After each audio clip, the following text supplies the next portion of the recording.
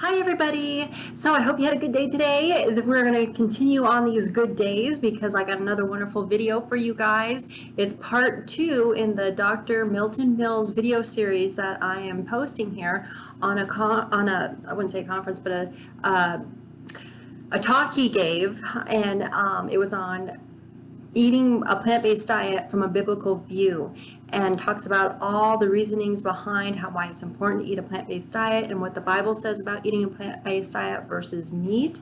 And so it's very, very interesting. So I wanted to also give a shout out to Tammy. Hi Tammy, if you're watching. She actually brought Dr. Milton Mills back to my mind, and I have watched some of his videos long ago, or seen some of his posts too, but there's just so many people that I follow too for good health information over the years that I'm like, oh my gosh, that's right, Dr. Milton Mills, I gotta share him. So now we're doing this series. So thank you, Tammy. And then Carolyn, hi Carolyn, if you're watching. You did ask me several questions about my thoughts on Jesus eating meat, Jesus and the disciples eating meat. The best way I can do it is to share this video by Dr. Milton Mills. He says it perfectly. I agree with him 100%. I highly recommend that you guys watch the video in its entirety. I will put a link to the original video down below, so you can go over there and watch it now if you want. If you don't want to watch this video series, but we're going to do these in sections though, so they're about 15-20 minute sections of the actual video. So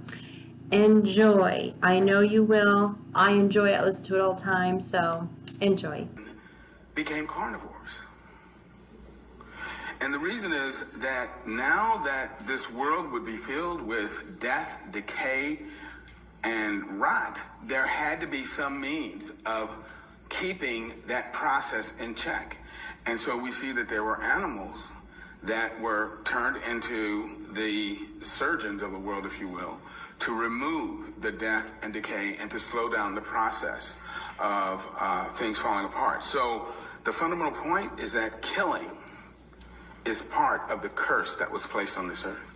And God says, it is a curse. This is not what I wanted. This is not the way it should be. But it's the way it has to be for the time being to keep things from completely falling apart before I have a chance to fix it. But the other fundamental point is that these changes were not a punishment. They were done for our benefit. And why is that? Well, before the fall, Adam and Eve had access to the tree of life, remember? And we're told in Genesis 3:22 that the tree of life had the power to perpetuate life indefinitely. Thus, even in our perfect state, humans are not and were not immortal. So when people talk about an immortal soul, there's really no such thing. There's nothing in the universe that is immortal except God. And in fact, there's a line in one of the epistles which says, thou only hast immortality. Even in a perfect state, Adam and Eve had to continually eat from the tree of life in order to perpetuate their life indefinitely. And that is why in John's vision of heaven, the New Jerusalem, he saw a river, crystal river flowing from God's throne. And on either side of that river were trees of life that the redeemed will eat from throughout eternity. I would love to be able to tell you guys about the Jewish construction of the sanctuary, which along its central aisle had rows of the candlesticks on either side, which again, in tradition, represents the trees of life. And that was kind of a mini picture of heaven, but that's for another time.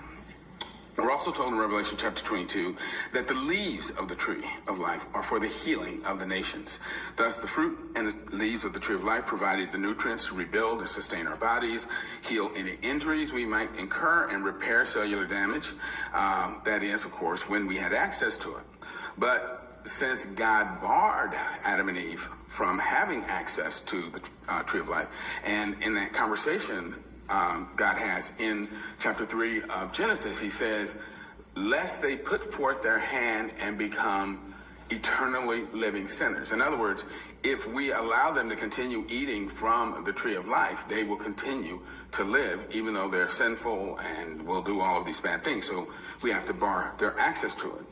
And since he was denying them access to this fruit and these leaves that we know have the power for healing and the perpetuation of life, he partially replaced many of the nutrients, or some of the nutrients that they would be missing, by having them now include the vegetables, the plants of the field, in their diet. Moreover, sin brings with it disease, decay, and death. And science has now confirmed what the Bible's always told us, that vegetables, grains, legumes are high in proteins and plant fibers and phytochemicals, antioxidants, which we know, again, help protect us against accelerated aging, against many diseases, and help us remain healthy for as long as possible. So the reason God enlarged our diet was to partially replace the things we would now be missing because we no longer had access to the fruit from the tree of life. The other problem with sin is that once we became imperfect, instead of our bodies remaining healthy and fit, they started to involute and to break down. And it became necessary to work harder in order to stay in shape and remain healthy. And of course we all know this because you know what happens when you sit on the couch and stare at the TV. You begin to look like the couch. And we know that if we want to maintain a healthy, attractive, and fit body, we have to work at it and we have to exercise. And that is why God cursed the earth, so that he would make it more difficult for us to work, so that we would counteract that tendency of our bodies to fall apart. And then the last little sentence here says the crown of thorns. And remember, as evidence of the curse, God said, thorns and thistles shall the plants now bear. And one of the unappreciated aspects of the scenes that we are given from Calvary is that Jesus wore a crown of thorns, because he was not only redeeming mankind, he was redeeming the earth as well, so that this curse would be lifted. So I ask you to contemplate this. Did God only change our diet because he was interested in our physical health? You know, he said, I'm taking away the fruit of the tree of life, so I'm going to let you have some other things to keep you healthy. So was that his primary concern, was just our physical health? Well, clearly, that's not true. Because if his only concern had been our physical health, he would have let us continue to eat from the tree of life. So then the question is there a connection between the food we eat and our spiritual health? And the answer is absolutely yes. And there always has been. And this is why the Bible talks about food a lot. We are frequently told what righteous and what unrighteous people ate. Why is that? Well, it brings up the concept of food and spirituality. Now, there's this really interesting story, again, in Genesis about the efforts of Jacob to steal his older brother's birthright. And again, when you go back and read that carefully, all sorts of things jump out at you. So, you know, previously, I was like, how were Rebecca and Jacob able to deceive Isaac? Because they said that Jacob put on a goat skin and his father was feeling him and said, it feels a little bit, I guess this is Esau, because, you know, Esau was a hairy man. But I'm like, who can't tell, okay, somebody wearing a rug versus an actual human being?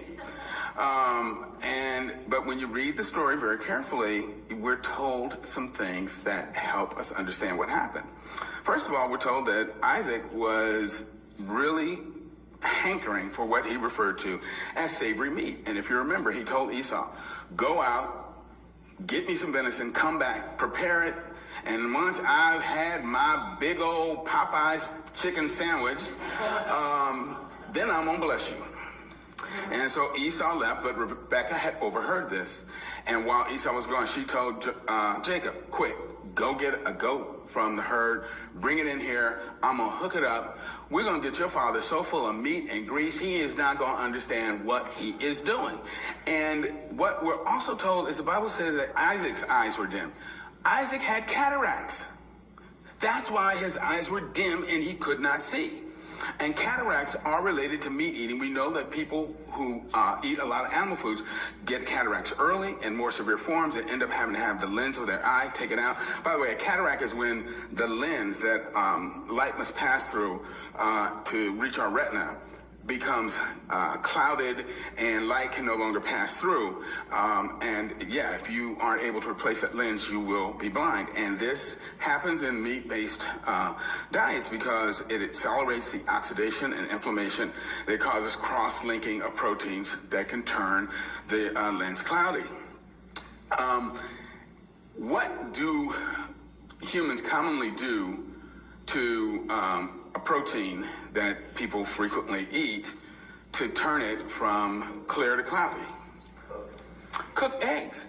The albumin in eggs is a clear protein, but when you apply heat to it, you cause denaturization of the protein and cross-linking, and it turns white. And a similar process occurs in the lens of the eye to create this. See these cataracts? You can't see through that. So Isaac literally could not see who he was trying to bless. And after he had gorged himself on all of this meat, he was confused. And that's why the Bible told us that. I mean, think about it. Why would God waste time telling us all about what Rebekah and Jacob did if it wasn't important?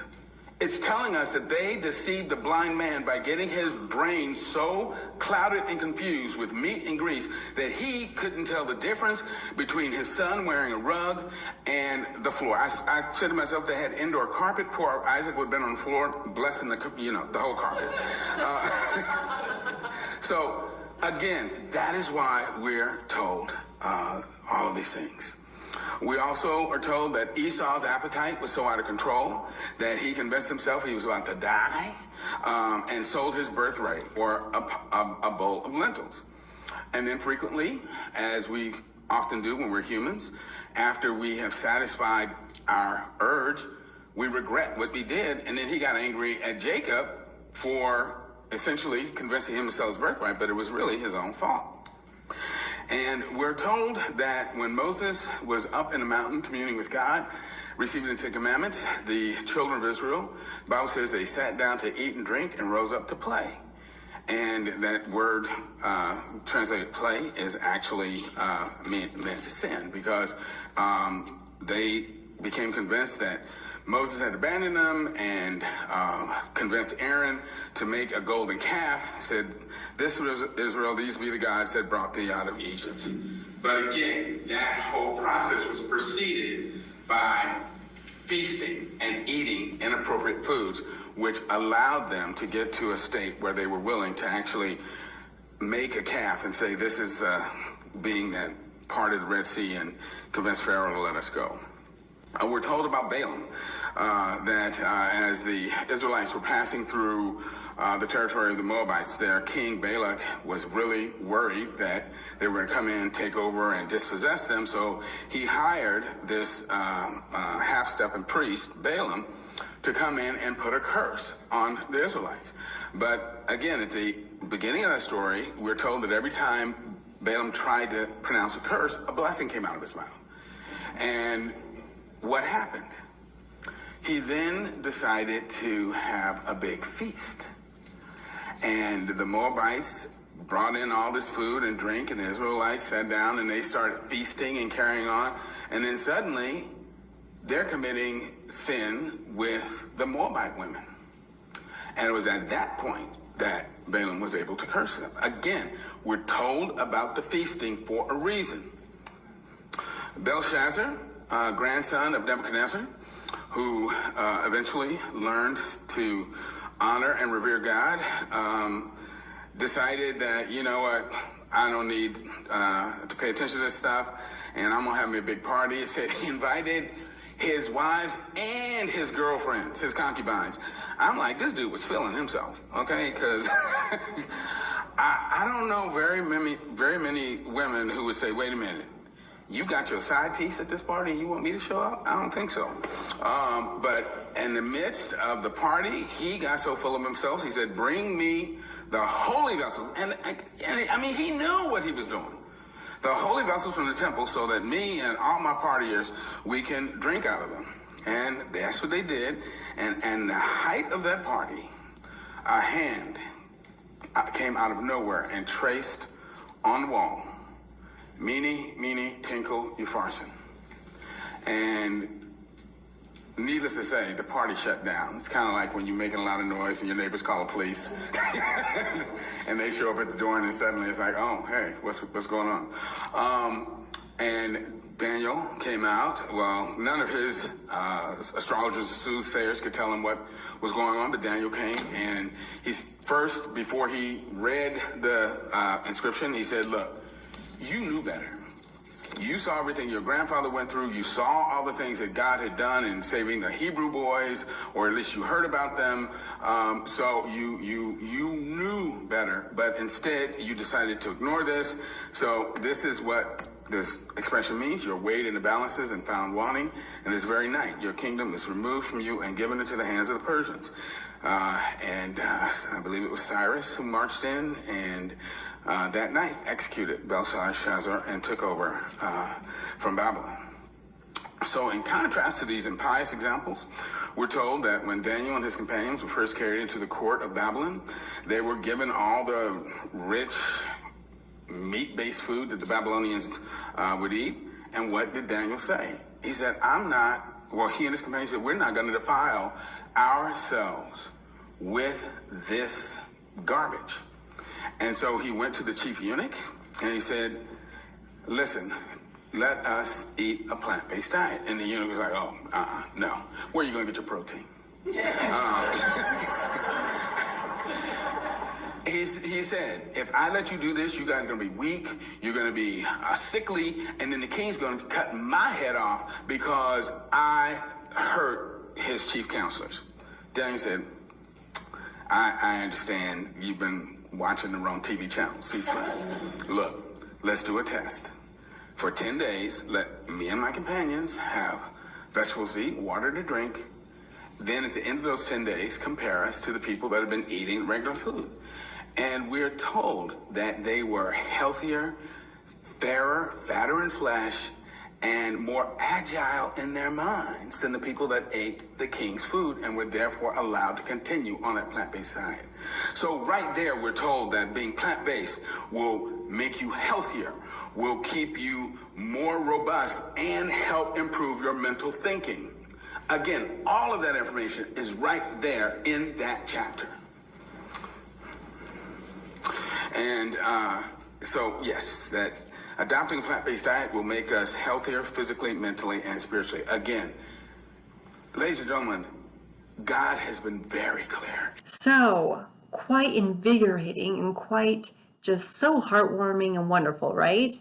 And so we will continue in the next video. We will continue this series of Dr. Milton Mills. And just remember, you guys, remember to love being raw, vegan, plant-based, whole foods, whatever floats your little boats. Just remember to take care of yourself.